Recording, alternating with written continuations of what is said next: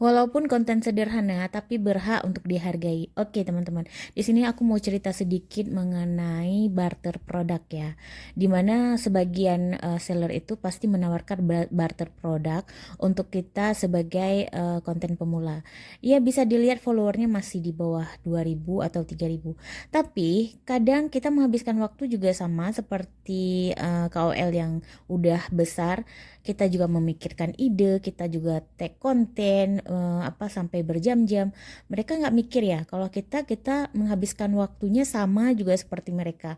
Mereka sudah dibayar berpuluh-puluh juta bahkan. Nah, kalau kita nggak sama sekali nggak dihargai. Jadi aku kemarin punya pengalaman, mereka pertama minta barter produk, sedangkan red card aku aja minimal 300.000 untuk barter produk ya teman-teman.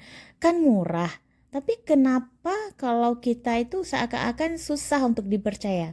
Padahal kalau kita jumlahkan follower Facebook, follower Instagram, follower YouTube, follower aku Instagram aja punya 3.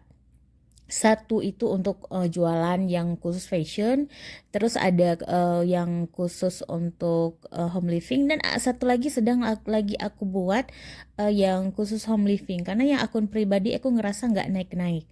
Nah, ketika kita gabungkan YouTube, Facebook, TikTok, dan Instagram, otomatis follower kita tuh melebihi dari 25.000. Dan semua follower kita itu pasti beda-beda, nggak semua sama ya kan. Di Facebook lain, di Instagram lain, di YouTube lain.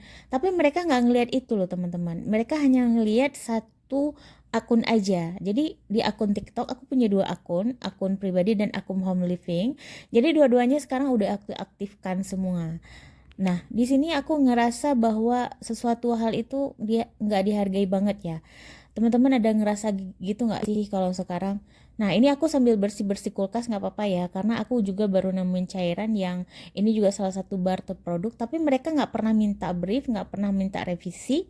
Jadi kalau mereka barter ya barter aja, udah nerima, udah selesai kita bikin konten. Bahkan konten ini aja sampai 4 kali aku bikin. Kalau memang aku pengen, aku bakalan bikin konten sebanyak-banyaknya. Karena kenapa? Ngefeknya ke kita juga. Kalau kita upload di SP, nanti kalau semakin banyak konten ya komisinya semakin besar dan brand juga semakin terkenal kan. Padahal mereka nggak minta. Nah, tapi kalau dari awal mereka udah minta brief, udah minta revisi, aku ngerasa aku nggak dihargai, itu aja sih.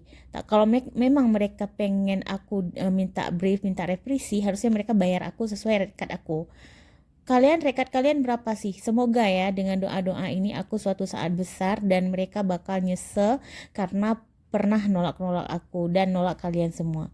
Ya udah bersih kulkasnya, cuap-cuapnya juga udah selesai bun. Jangan lupa ya. Pokoknya kita harus dihargai, selalu harus dihargai apapun itu. Assalamualaikum, barakallah.